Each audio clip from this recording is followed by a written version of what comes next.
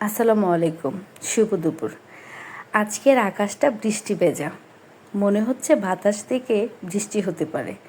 আমি এরকম বৃষ্টি ভেজা আবহাওয়া দেখেই চটপটে আজকে দুপুরের জন্য খিচুড়ি আর ডিম বোনা করে ফেললাম। আপনাদের সাথে শেয়ার করি। আজকে আমি সবজি আর ছোলাপুর দিয়ে খিচুড়ি রান্না করেছি। এরকম সবজি এবং ছোলাপুর দিয়ে জর্জরে খিচুড়ি দিয়ে ডিম বোনা খেতে কিন্তু ভালোই লাগে। মাঝে মাঝে ওরকম বৃষ্টি ভেজা দিনে হাঁসের মাংস দিয়ে খিচুড়ি, ডিম বোনা দিয়ে খিচুড়ি আমি প্রায়ই করি। আমার বাচ্চা এবং পরিবারের সবাই এটা পছন্দ করে। আজকে আমাদের মানুষ কমই যেন 4টা ডিম ভুনা করেছি।